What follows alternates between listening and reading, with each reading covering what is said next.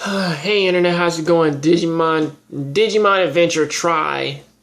Actually, this one is this is something that I really gotta let everybody know. I really love Digimon because it was a very, very interesting part of my childhood, and the TV show was. Now I know that this is like not a very nice public opinion, but I believe that Digimon was actually, for its TV show, it was actually written better than what Pokemon was, because it actually did have a story and everything with it.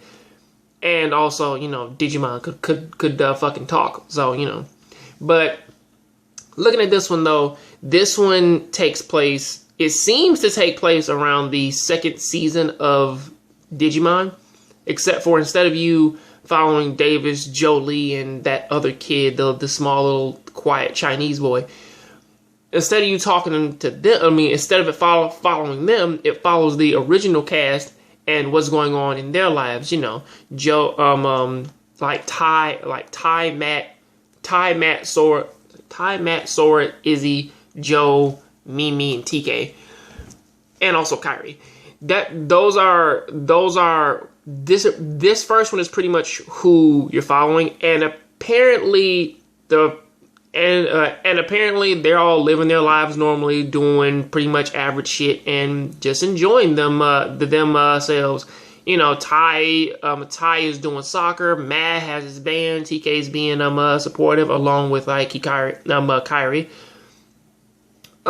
Izzy, I believe he's a fucking prodigy, and he's sort of, and it seems though as though he's just trying to spend a good time with his parents. Joe is trying to get into a good high school because he was always the most academically wary of everybody else. Who else am I missing? Mimi's back in America. I don't really know what Sora's doing, but she seems to be just an average student for right now.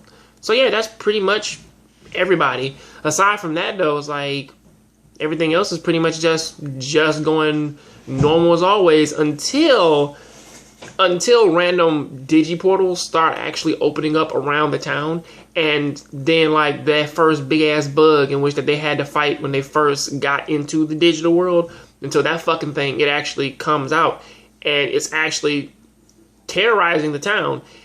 Until it sees Ty.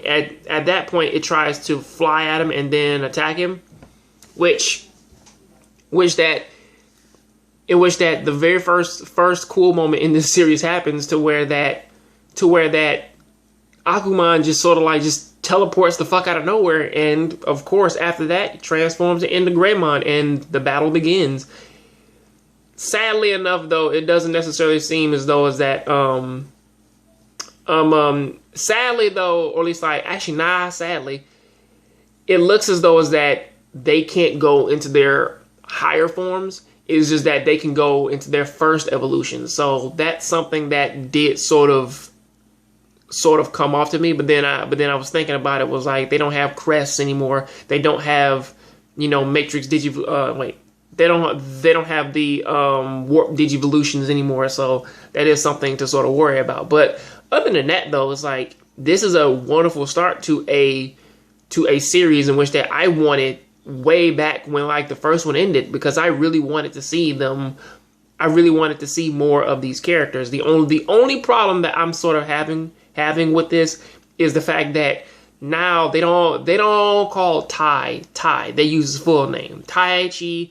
They don't call Matt that. His actual name is Yamato. Izzy's name is different. They don't call her Kyrie. It's fucking Kyrie. They do say Joe, Mimi, and pretty much the four siblings. Their names are very different because they don't call them TK. It's Takaru. So that is also something. Sora, Mimi, and Joe. Their names are pretty much the same. The people whose names are pronounced differently, however, yeah, that's something to really fucking worry about. But also, they do sort of highlight another girl in this series out there who does sort of come off a little bit ominous. She's Ty's brand new neighbor, and, I will say this though, is that like when the enemy, when like it did show up, it actually showed up to where that it was affecting everything digital. So yeah, this show does have its atmosphere down, and it's something that I'm really looking forward to continue watching though. I'll be back with the next review.